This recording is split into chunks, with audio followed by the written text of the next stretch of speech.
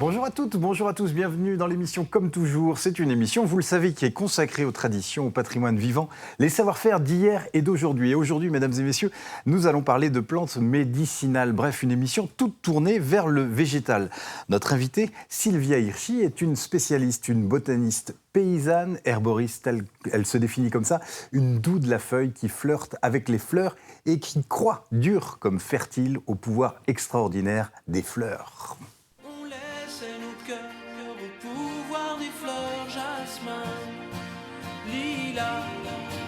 C'était nos divisions, nos soldats, pour changer tout ça, changer le monde. Vous pouvez chanter. Changer les choses avec les bouquets de roses, le pouvoir des fleurs. Oui, comme le chante Woolsey, qu'il est grand le pouvoir des fleurs et plus généralement le pouvoir des plantes. Notre invité connaît les vertus de chacune d'entre elles. D'ailleurs, c'est dans son jardin, les jardins de la Cure, à 2 pas du passage du Gois, à Beauvoir-sur-Mer, que notre invité va nous recevoir. À la fortune du pot, les œillets grands ouverts, elle va nous faire découvrir et partager ses savoirs. Dans son jardin extraordinaire, loin des lobbies des labos pharmaceutiques, à l'abri de tous ces parasites avec leurs appareils phyto. Vous savez, ces cols chics sirupeux qui mentent à l'eau comme ils respirent avec leurs engrais chimiques, leurs ultraviolettes. Eh bien, Sylvia mène une vie végétative comme un éléphant dans une jonquille. Au pied de ses plantes, elle vit heureuse, épanouie, prend du bon teint, l'herbier bien sur terre, le bonheur réglé sur elle. Et elle se dit qu'elle a bien de la verveine d'être entourée de tous ces trésors verts. Faut dire que depuis qu'elle est toute petite, elle a l'amour des plantes, un héritage peut-être, sait-on jamais, de son glaïeul maternel, paternel. Sylvia a appris sur le tas de terre et le parterre des fleurs. Maintenant, il faut la voir à peine réveillée au chant du coquelicot. En robe de chambre, elle se fait des cures d'étamine, change de genêt et mange de la chicorée, qu'il pleuve ou neige. Tous les matins, elle est au rendez-vous de la suite dans l'orchidée pour un flirt avec les fleurs. Vous savez, même entourée de mourons ou de soucis, même quand tout n'est pas rose, je suis certain qu'elle trouve la vie amarante. Elle plante des raves éveillées, fait des rêves de fleurs délices, de roses crémières, d'origan déchaîné. Je suis sûr qu'elle recoue les boutons d'or, reprise les violettes et repasse les tournesols. Bref, dans son jardin, elle cultive, elle sème ses pensées, pas de soucis, ou quoique, en s'inspirant des fleurs besogneuses comme le pétunia, qui bosse pour fleurir jusqu'en octobre. Alors, pas étonnant qu'avec un tel sens de la curiosité et de l'observation, avec un travail aussi pointilleul, tout marche comme sur des ciboulettes. Demandez-lui son secret, eh bien elle se plantera devant vous, vous regardera du fond de l'iris et dira « Germe la vie ». Hier, infirmière, seringue, ne vois-tu rien venir? Aujourd'hui, paysanne herboriste, elle continue de prendre soin. Alors, chère Jacinthe Sylvia, on a bien envie de vous jeter des fleurs, vous donner un peu d'oseille et vous dire qu'on souhaite en prendre de la graine. Allez, au nom du lys, du lierre et du cyclamen, trèfle de plaisanterie de baliverne, comment est venue cette passion pour les plantes? Que cultive-t-elle? Quelles sont les vertus? En quoi consiste son activité? Qui sont les consommateurs? Comment voit-elle l'avenir? Autant de questions que nous allons lui poser. Sylvia Hirschi, bonjour. Bonjour. Bienvenue dans l'émission. Merci. On est très heureux que vous nous ouvriez alors à distance les portes de votre jardin. Alors, avant de commencer la conversation, permettez-moi de vous présenter 2 doux de la feuille, 2 jeunes pousses. Coureurs sur pistil. Nos 2 Jean-Pierre, 2 jeunes pousses bien vivaces, ça va bien? Oui, on va bien. On va bien. Bon. Oui, c'est le printemps. C'est le printemps, c'est le tout va bien. Et puis alors là, on rentre dans un jardin particulier avec toutes les plantes médicinales. Ah oui, c'est formidable. Si vous n'allez pas bien, il y a de quoi Si Sylvia était mieux vélo, pourquoi on aurait dit quelle jolie fleur que ce cyclamen. Et pourquoi on l'a invité? C'est parce que vous attendez des conseils, vous attendez... vous allez voir que la réglementation, elle n'est pas si simple. On va en parler pour les conseils. Oui. C'est assez révoltant d'ailleurs. Mais je ne vais pas spolier, on va en parler dans un instant. Vos sujets de chronique, cher Jean-Pierre Bertrand? Il y aura des plantes aromatives et puis des tisanes. Les tisanes, parce que quand même, ça a été omniprésent dans la société qui nous a précédés. On fera un point tout à l'heure avec des archives sonores, j'imagine. Et puis Jean-Pierre Pouvreau. Mais avec le printemps, voilà, les agneaux sont dans les prés. Oui. Et donc l'agneau est un produit qui reste très sain, Il n'y a pas beaucoup d'élevage, très nature, qui s'accompagne bien avec pas mal d'herbes aromatiques. Et j'ai valorisé principalement l'épaule d'agneau, qui est certainement meilleure que le gigot. Le gigot, c'est très très bon. Oui, c'est très bon. Ouais. Mais les bouchers aiment davantage l'épaule d'agneau que le gigot, parce que ça a du goût, il y a un petit peu de gras, et c'est le gras qui fait le goût. Avec des plantes aromatiques, bien sûr. Très bien, bon, on en parlera dans un instant. Sylvia, on dit paysanne herboriste ? C'est comme ça que vous vous qualifiez ? Oui, ça y est, c'est un métier qui vient d'être, référentiel métier, il vient d'être déposé à l'État. Ouais. Donc maintenant, s'organisent les formations, les VAE, voilà. Mais c'est un métier qui s'exerce, parce que quand vous dites il vient d'être déposé, et pourtant il existe depuis que l'homme est homme. C'est ça. Oui, c'est ça. Donc avant, on s'appelait productrice de plantes médicinales. On s'est battu pour qu'il y ait le terme de herboriste dans ce terme paysan. Ouais. Voilà, et ça a été validé. On est très content parce que finalement, le métier d'herboriste, étant donné qu'il a disparu depuis les années 40, voilà, et on essaye de réintroduire gentiment ce terme au sein des métiers, en fait. Parce que derrière cette bataille sémantique, c'est aussi parce qu'on a une réglementation très sévère. Quand vous dites le terme disparaît dans les années 40, c'est pourquoi c'est qu'il y a il y a de tels lobbies pharmaceutiques qui ne veulent pas comment vous expliquez ça ? Le métier, c'est un métier qui a disparu, en fait, qui n'est plus reconnu depuis 1941. Donc voilà, après, exactement, voilà, je pense qu'il y a eu... Il y a eu peut-être des pressions. Des pressions, En fait, la loi est très compliquée pour nous en tant que paysans. Donc on est agriculteurs avant tout. On a on cultive des plantes dans nos jardins et on a droit à vendre 148 plantes en fait, libérées pour l'agriculture. D'accord. Tout le reste, c'est pour l'industrie pharmaceutique. Et en fait, on est... par exemple, le plantain. Tout bêtement, le plantain qu'on trouve partout. On n'aurait pas le droit de le vendre dans un usage agricole, usage alimentaire, en fait. D'accord. On a le droit, mais on doit le réglementer en complément alimentaire. Voilà, c'est très complexe, pour nous, petits paysans, qui travaillons dans nos fermes à essayer de transformer des plantes en produits tout simples. On n'a pas besoin de gros laboratoires. On a un séchoir, on a un alambic. D'accord. Et en fait, on est en usage alimentaire. Et effectivement, on essaye de jongler. En fait, on est toujours un petit peu borderline dans tout ça, quoi. Ouais. Quand vous dites on, c'est parce que sur la ferme, c'est une équipe, c'est où Alors moi, je me mets vraiment au sein d'un métier. Donc moi, je fais partie d'un syndicat, donc le syndicat des simples, qui est un syndicat d'environ 1000 producteurs, petits producteurs comme moi en France. D'accord. Après, effectivement, on est nombreux. En Vendée, on commence à être une cinquantaine de petits producteurs. Oui, on avait reçu Pauline, alors, qui ne fait pas tout à fait la même chose. Mais, et en fait, on est en réseau. On a besoin de ce réseau pour se soutenir. Et c'est important, effectivement. C'est rendre le vivant qui est accessible à tous. C'est le vulgariser, c'est prendre soin, c'est derrière... ce métier. Je pense que c'est avant tout un contact qu'on a envie d'avoir à nouveau avec la nature. C'est vraiment c'est une philosophie avant tout. Je pense que les gens viennent à ce métier par ça.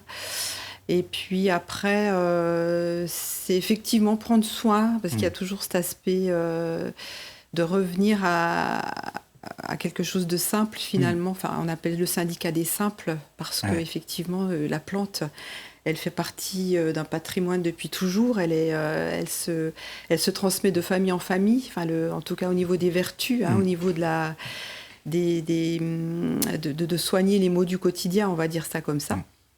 En fait, après, on peut aussi utiliser les plantes en cuisine, évidemment. Hein. On a ces deux pôles. Ouais. Moi, j'ai choisi plutôt le côté vertu, parce que je suis infirmière de métier. C'est votre côté infirmière. Voilà. Il y a du lien, finalement. Il y a du lien, effectivement. C'est aussi important de reprendre dans notre terroir ces métiers, parce que les plantes sont importées. Hein. Il y a quand même 80% des plantes aromatiques et médicinales qui sont importées en France pour transformer dans les laboratoires, etc. Mais moi, quand j'ai commencé à m'intéresser aux plantes pour les conseiller auprès de mes patients, parce que j'étais infirmière libérale, donc je donnais des petits conseils comme ça, et je me rendais compte qu'il n'y avait pas de plantes locales. On ne trouvait pas de vente de plantes locales. Et je suis aussi venue aussi dans ce métier par rapport à ça. Proposer. Pour proposer, une 50aine de plantes dans la région. D'accord, donc là, c'est une 50. Ça représente quelle surface Alors, moi, j'ai 1 hectare. 1 hectare, d'accord. Voilà, donc j'ai grignoté des terrains à mon compagnon donc, qui est céréalier. Donc, et en fait, comme on fait notre travail à la main, donc on est vraiment, on n'est pas mécanisé. 1 hectare, c'est une taille humaine, on va dire. C'est une taille humaine, d'accord. Voilà. Ouais. Et comment se font le choix des essences, et est-ce que vous avez le choix? Est-ce que des semences? Comment ça se passe? Oui, on a on va dire une 30aine de plantes qu'on utilise tous, en gros, hein, les petits producteurs de plantes. Voilà, c'est les aromatiques, les méditerranéennes, hein, le lavande, romarin, le thym, origan, etc. Et après, on part plus un peu sur les médicinales, donc ça va être... alors moi, j'ai choisi l'artichaut, j'ai choisi... Enfin voilà, c'est des plantes qui n'ont pas les huiles essentielles, hein, on appelle médicinales, donc qui n'ont pas d'huile essentielle. Et qui partent... Après, j'avais une gamme de produits dans ma tête. Et j'ai choisi les plantes en fonction de ça, en fait. Je vois parmi les produits que vous avez apportés des tisanes. Oui. Donc là, on voit qu'elles sont séchées. Si vous parliez de séchoir. Voilà, c'est ça. Donc on a confectionné un séchoir, des 2 grosses armoires. D'accord. Et ça consiste en quoi? Comment ça se présente, un séchoir? En fait, ça se présente comme une grosse armoire avec des clés. On appelle ça des clés. Donc c'est des cadres hein, qu'on met sous forme de tiroir comme ça dans un environnement où on met un déshumidificateur pour assécher l'air tranquillement, qu'il ne monte pas la température ne doit pas monter en dessus de 35 degrés. D'accord, donc il y a une surveillance à avoir. Voilà, il y a une surveillance et puis ça sèche, on va dire, ça doit quand même saisir la plante, la déshumidifier dans un espace de temps plus ou moins court quand même. Faut pas plus de 5-6 jours pour la saisir quand même, la sécher. Est-ce que ça veut dire que la tisane, elle est forcément séchée, ou on peut faire de la tisane avec des feuilles fraîches? Oui. C'est possible aussi? Ah oui, l'été, dès que les plantes arrivent en saisonnalité, moi je conseille de faire des tisanes avec des plantes fraîches. Le goût est différent. D'accord. Et après, on sèche pour la conservation. Oui, d'accord. Oui, puis pouvoir en consommer tout au long de l'année. C'est ça, voilà.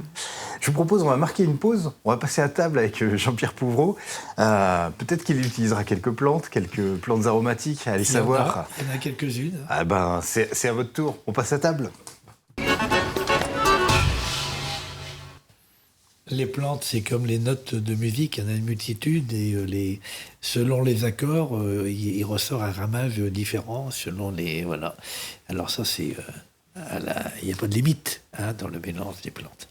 Et des fois, trop de mélange tue le mélange. Ça veut dire si on en met de trop, il y a tout un art d'équilibre qu'il faut respecter pour que le goût soit plaisant à la sortie. Alors des fois, il y a des loupés, donc il faut recommencer, et puis on remet ça à zéro, quoi. Donc une chronique tout en musique et en poésie, alors? Tout en poésie et en musique, bien sûr, c'est de la musique. C'est la musique de l'âme, de l'estomac. Ah, oui. C'est la musique de l'estomac et des papilles. Ventre joyeux, je vois. Mais oui, c'est ce que tu voyais. J'étais sûr que ça m'a plu tout de suite. Un ventre joyeux, ça m'intéresse. Et alors, voilà. Alors bon, c'est vrai qu'on parle pas souvent, on parle du Vigo régulièrement, mais l'épaule, c'est un produit qui n'est pas valorisé à sa juste valeur. Bon, on peut le faire un avarin d'agneau avec de l'épaule, avec des plats de côte, mais l'épaule d'agneau désossée, c'est vraiment un mets de roi. Pour moi, c'est le meilleur de l'agneau. Ah oui. Oui, alors il faut prendre un bon boucher, il faut la faire désosser, parce qu'autrement, il y a un os quand même, c'est assez compliqué. Et il faut demander à récupérer les os pour faire cuire l'épaule, parce que ça va donner du goût un petit peu au jus d'agneau. Alors donc, épaule d'agneau, donc il faut 2 épaules. Moi, je suis assez gourmand, j'ai mis 2 épaules pour 6 personnes. Bon, mais s'il en reste, c'est pas perdu. On peut le manger le lendemain, le surlendemain. Alors donc, je préconise 3 gousses d'ail qu'il faut éplucher, 1 carotte, et 6 têtes d'ail entières qu'on épluche qu'à moitié. On enlève la grosse peau, on la sépare, et là, on va s'en servir pour la faire cuire avec l'épaule d'agneau, qui cuit en 20 minutes, c'est cuit une épaule, 20 minutes, une demi-heure. Bon, il y a un tour de main à trouver. Et autrement, on la pique avec 2 gousses d'ail qu'il faut éplucher, là, et 2 têtes d'ail qu'on épluche, puis on la pique avec les gousses d'ail. Bon, 800 g de beurre, du thym, du laurier, du romarin, et comme il y a de l'ortie dans les jardins, on peut mettre un petit peu d'ortie qu'on mettra à la fin de cuisson. D'accord. Voilà, avant de mouiller avec un peu d'eau et de la crème. Si on aime la crème. Alors, c'est pas tombé dans l'oreille d'un sourd, sur à l'oreillette, on vient de me dire 800 grammes de beurre. Non. Non, 80 grammes de beurre. 80 grammes. Non. Je vois qu'on est attentif dans les studios. Mais parce que vous savez pourquoi? Ils font la recette en même temps que vous parlez. Oui. Ils savent tout faire. Il faut 6 têtes d'ail et puis en tout, dont 2 têtes d'ail qu'on épluche pour farcir les piquets. Donc c'est pas 800 grammes de beurre. Non, c'est 80 grammes de beurre, thym, laurier, romarin, tête d'ortie. Voilà. Donc en gros, on pique les épaules d'agneau. Et ensuite, on met le beurre à mousser dans une plaque ou dans une poêle ou une cocotte. Et moi, j'aime bien faire colorer avant. Parce que des fois, quand ça cuit à l'étouffée, on n'a pas le goût de la coloration. Et le fait de faire colorer un petit peu la viande, ça va développer les arômes. Voilà. Alors après, on rajoute des carottes, les os qu'on a récupérés, si on a pu les récupérer, c'est votre boucher, dans le fond. Et on les fait cuire au four tout bêtement pendant un quart d'heure, 20 minutes. Et puis en retournant tous les 10 minutes, ça fait 2 fois, on le retourne. Et on arrose avec le jus de cuisson. Et donc à la fin, on rajoute les têtes d'ortie. Évidemment, on a mis le laurier, le romarin dans le fond, et les têtes d'ortie à la fin. Et on déglace avec de l'eau et un petit peu de crème, si on aime la crème. C'est pas obligatoire. La crème, ça va atténuer un petit peu le goût général. Alors, selon les goûts, si on aime la crème, on peut en mettre. D'accord. Voilà, c'est pas obligatoire. C'est pas une obligation. Non. Et alors ensuite, on déguste ça avec les gousses d'ail qui ont été cuites dans le fond de la plaque. Ouais. Et puis une bonne piétée de mojettes qu'on a fait cuire, ou alors des petits pois à la française. Puisqu'au printemps, il y a des petits pois qui sont là. Et alors donc, c'est une recette basique. On fait venir des petits oignons, des lardons, des pommes de terre, des carottes. Voilà, le tout ensemble dans du beurre. Et on rajoute des petits pois et ça cuit tout ensemble. Et à la fin, on met une chiffonnade de laitue.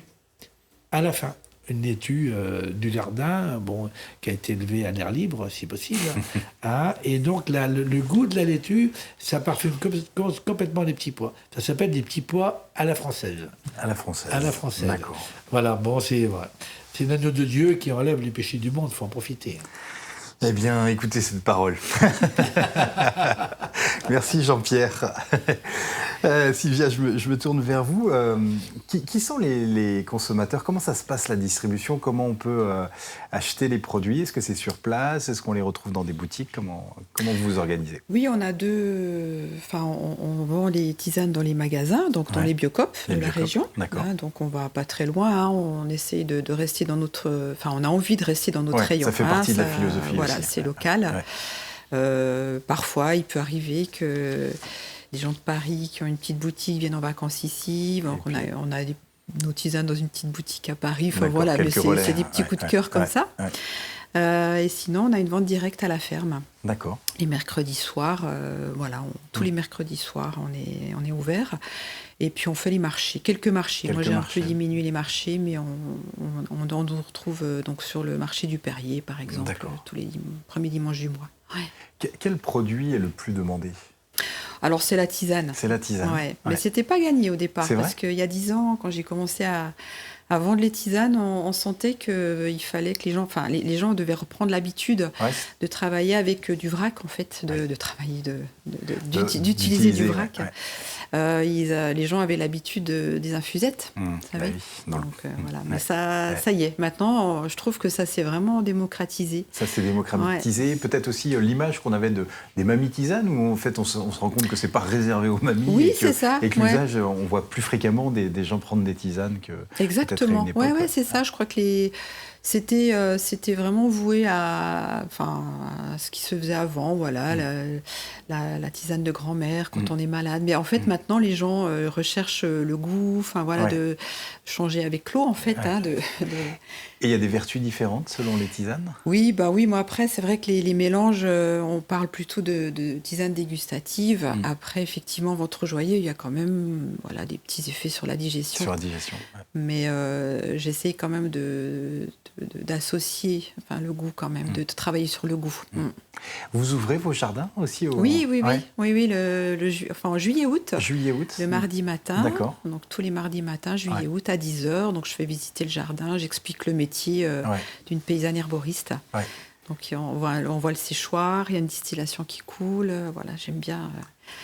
J'aime bien ce moment-là. Ouais. Ouais. Et les gens, est-ce que vous les incitez aussi à observer, à regarder les plantes qu'on peut trouver aussi dans la nature ? Oui, tout à fait. À les reconnaître. J'essaie de vraiment mettre l'accent sur les millefeuilles, le plantain. Voilà, on en trouve partout. Alors, on va marquer une petite pause à nouveau avec Jean-Pierre Bertrand, qui va nous livrer sa chronique de bouche à oreille. Alors, c'est vrai que dans le passé, les végétaux étaient extrêmement importants. Tout le monde avait une culture sur le sujet, mais en plus de ça, il y avait des personnes dans chaque commune qui, en gros, étaient connues pour leur superbe connaissance du rôle et puis des possibilités qu'offraient les plantes. Et donc, effectivement, les herboristeries ont disparu. Je me souviens, j'ai fait écouter déjà personne des herbiers, dont c'était le métier de récolter des plantes dans la nature pour l'industrie pharmaceutique, etc. Donc lui aussi, son métier a chuté à une période. Alors, l'explication, je ne l'ai pas. Par contre, ce qui a été omniprésent et qu'on oublie un peu, c'est qu'autrefois, tout le monde faisait ses jambons. Oui. Est-ce que vous faites des plantes pour aromatiser le jambon? Parce qu'on disait avant, les plantes aromatiques, je pense le bouquet garni, comme on disait, laurier, je trouve que ça serait un gag en Vendée, comme, tout le monde parle de ça, de pouvoir dire, tiens, ben voilà, ça, c'est comme ça qu'on a c'est comme ça qu'on aromatise. Alors, on va écouter Madeleine Clopot, qui est d'Antigny, et qui va nous parler de cette époque, là, dans les années 50, où elle utilisait des plantes pour le jambon. Et là, on les nettoyait bien, on enlevait tout le sel, et puis on mettait les épices. On coupait des feuilles de laurier menues, du thym. Autrefois, on avait du sel pour l'œil, mais maintenant, il n'en est plus question. L'épice, les poivres. On délayait tout ça avec du vinaigre, que ce soit facile à étendre à la main, et on garnissait le jambon de ce macadam, comme on dit, de cette épice. On les gardait une journée comme ça pour que ça coule, que ça pénètre. Puis après, on les suspendait pour les faire sécher. C'est ce qui donnait le bon goût à la viande. Oui, et puis il fallait un bon petit moment pour que ça sèche quand même. Ah oui, il fallait bien plus d'un mois et demi, 2 mois. Et Jean-Pierre. Oui, et on va entendre maintenant Marcel Picard de Puy-de-Serres qui parle dans les années 1920 de l'importance de la tisane. Et lui-même, on aurait pu passer une demi-heure sur le sujet, tellement il est bavard. C'est vrai. Mais voilà, j'ai fait un petit extrait. Les gars de Puy-de-Serres sont bavards. Donc, Marcel Picard. Sud-Vendée. Sud-Vendée. Comment on se soignait autrefois? Oui, de tisane. Oui, Puis j'en fais encore. c'est vrai. Oui. Ah oui, j'en fais encore. Hein. Et c'est même... Oh, je ne vais pas dire que c'est formidable, non. Oui, ça dépend, une bonne tisane. Oui. Quel genre de tisane, par exemple? Moi, j'ai la protéine déficiente. Je me ramasse. Il y a tout un paquet à côté de la maison, là, tout un paquet de guimauves. Je les ramasse. Dans le jardin, il y avait au moins 10 pieds de bouillon blanc. Là. D'après que c'est pas mauvais. Je crois que je les ai tous ramassés. Ces années-là, il allait à la centrale, il y avait du serpolet. Le serpolet, ça sert à quoi? Ben, faire de la tisane pour le rhume aussi. Le rhume. Même pour la digestion, Ah oui. c'est bon. Le serpolet, pas mauvais. Puis on a vu des photos avec la légende Georges Durand. Oui, Georges Durand, oui, ouais. qui est le fondateur de Beautour. C'est ça. Voilà. Merci beaucoup, Jean-Pierre. Sylvia, une dernière question. Il y a des mauvaises herbes? Ça vous fait sourire. Oui, c'est vrai, parce qu'on est Enfin, c'est vraiment un sujet aussi d'actualité hein, dans les mairies. Ils essaient de sensibiliser. Bon, nous, on parle de plantes bioindicatrices, hein, c'est-à-dire que quand on a trop de chardon, bah, c'est que notre terre elle est bien compacte. Enfin voilà, donc effectivement, moi j'aime pas dire qu'elles sont mauvaises parce que voilà, je suis respectueuse de ce règne-là. Et par rapport au type d'agriculture, on va vers du mieux. Est-ce que justement dans la nature où il y a vraiment danger de certaines plantes qu'on ne trouve plus Ah bah oui. Ah oui. Puis on avait là un petit espoir que ça s'améliore, mais bon, là franchement, à l'heure d'aujourd'hui, c'est compliqué d'être optimiste sur l'agriculture. J'ai des collègues qui cherchent un petit hectare pour s'installer. Du foncier, ils ne trouvent pas quoi.